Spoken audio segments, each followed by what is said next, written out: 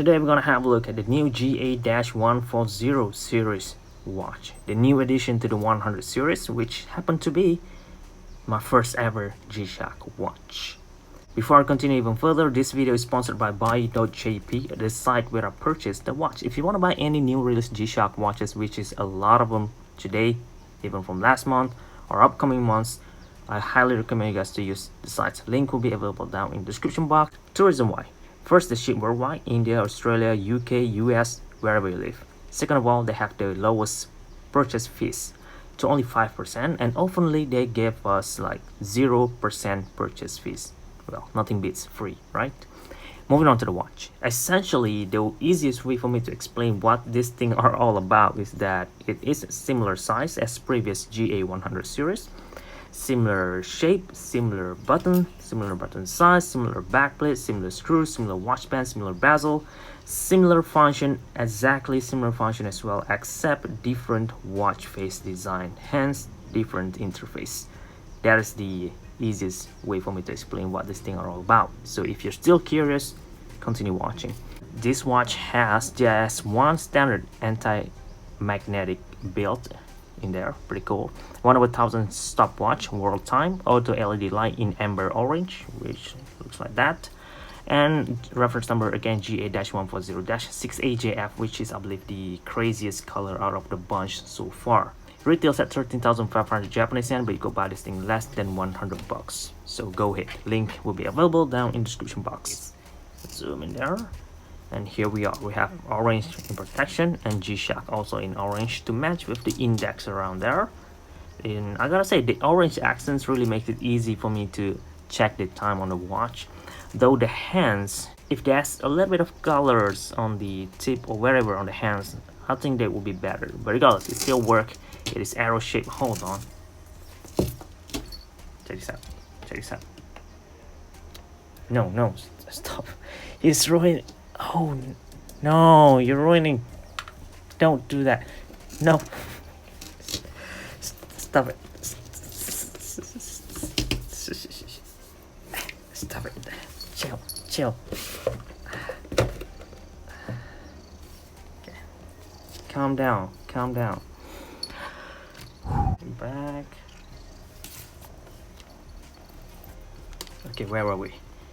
Back to the watch face. I was talking about the index and the hands. Moving on to the next part, we have a lot of texture in the watch face, and I guess those are the things that makes the watch look so complicated. But if you really looks to the color, it is pretty simple really. The orange will be used to tell the time, and the yellow will be used for the background functions. Basically, you could ignore the rest, just look at the orange accents if you just want to tell the time. And obviously this two digital display where the time is being displayed in digital, and day display and seconds display over there. You could swap that to date display if you wanted to as well.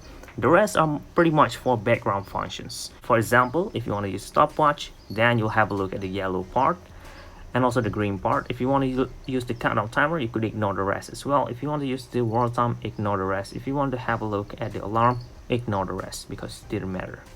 Okay, that's all the function that this watch have. Back to the stopwatch part. If I start this, there we go, it will start, right? Pretty normal.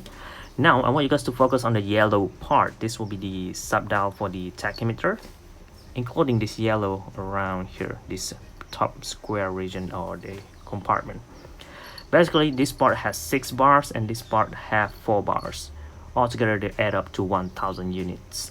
Let's say if I stop this right now, you can see that it only fills in 1 bar in there.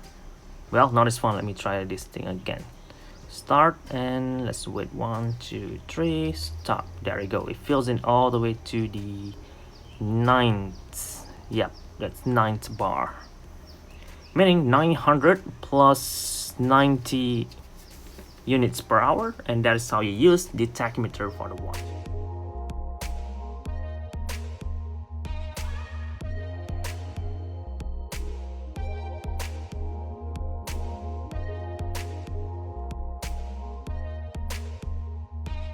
Anyway, moving on to the next function, you'll have a countdown timer to 24-hour range, similar as this stopwatch just now.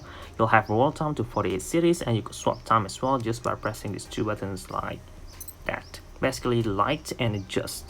and then it will swap time. The digital display will move to analog, the analog will move to digital. That's pretty much it. And while the hands is moving, you cannot operate the buttons at all. Anyway, just enjoy how it looks. I mean, it's so amazing to look at the hands moving like that. There's so many details on the watch face, and I gotta say I like that a lot. For a watch that is just 100 bucks, this is incredible in my opinion. And pressing mode button again will brings us to alarm, to 5, including snooze and signal, and back to home time. Okay, I just sums up Casio 5612 and 5613 in a single video. That is it. That's all the things about the watch. The bottom digital display here in square are for indicator for the alarm mode, and auto light indicator will be over here. If you turn it on, the black bars will fill in this space, and if you turn it up, it will be emptied out. Now tilt the watch and the LED light will lights on like that. It is really bright, to be honest. I don't know why, probably because this one is new, but it is really bright, except it is in orange instead of white. You could see the entire analog part, well, but not the digital part, so keep that in mind. And aside from the light, there's no other mean for you to use the watch at nighttime because it didn't have any luminescence at all. So if you want to add it, you need to do it on your own risk, which I will. I'll try to assemble the watch later on if I have the time. But for now, let's have a look on the backplate. Casio 5612 GA-140 stainless steel back Japan movement case in Thailand, water resistant to 20 bar, anti-magnetic shock absorbing structure.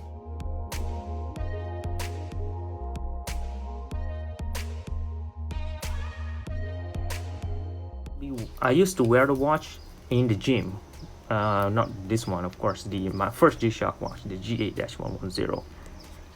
I used it a lot. I beat it up, and I can't recall what it did. Yeah, I sold it already like a couple of years back because I needed some money, so I need to sell it back.